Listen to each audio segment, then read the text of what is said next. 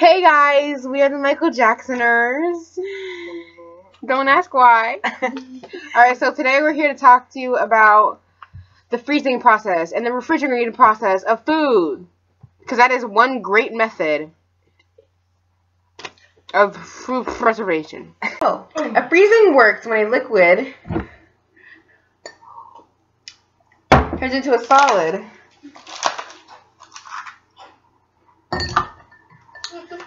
This by cooling below a certain temperature called a freezing point. This technique destroys enzyme found in food that can cause it to spoil quickly. We need to find a food that looks spoiled.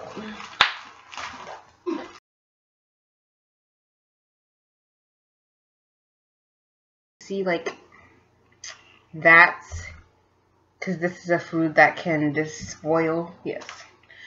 See, freezing foods does not help bacteria grow. It does not eliminate bacteria. It just stops bacteria. I'm the bacteria. Ready? I don't feel like reproducing. This is an example. I'm so done. I'm just going to lay here and freeze my butt off. All right. Freezing has no effect on taste or texture on meats. Minimal on veggies, but often affects berries, which look mushy, but you can still eat them. Berries, they were just in my freezer right now, and they're squishy and runny and juicy, but they're still good. That's what you put. This is what you put in your smoothie. Meatballs. This is a meat. See, it's just hard right now. The bacteria just stopped growing. It's done. It's like rusting. See, these are veggies. They are squishy, but I bet you they'll still taste the same when they come out of the freezer, and once you put them in whatever you're going to eat in the pot, boil them, they'll be good. Hi guys, so today I'll be talking about freezing and its history.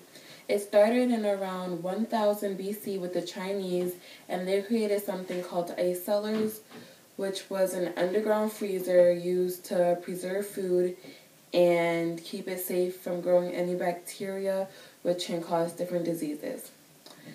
Fast forwarding a couple years into around 1930, an inventor created something called the double freezer, which was actually the first freezer used in public to sell fresh frozen foods like meats and fish.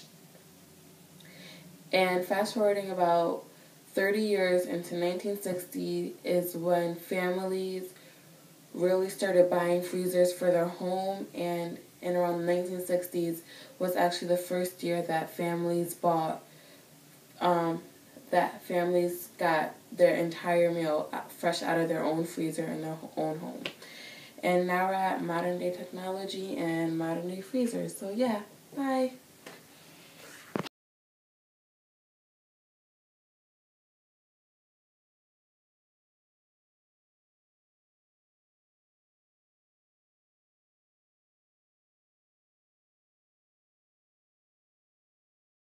Hi, so I'm going to be talking about the advantages and the disadvantages of freezing your foods.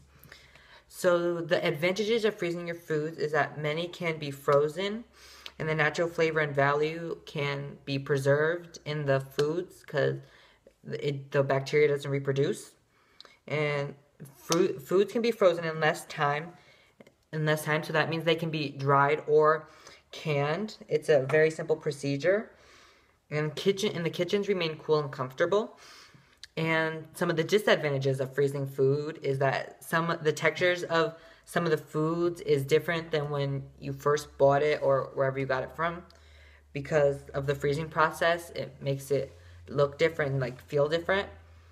And the other disadvantage is the cost in maintaining the food, because some freezers can be pricey and maintaining it can be really difficult sometimes.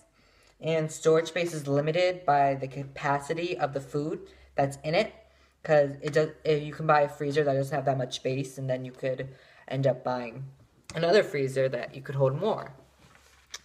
So yeah, those were some of the advantages and disadvantages of freezing your food. So yeah. Bye. Bye. Bye from the Michael Jackson group.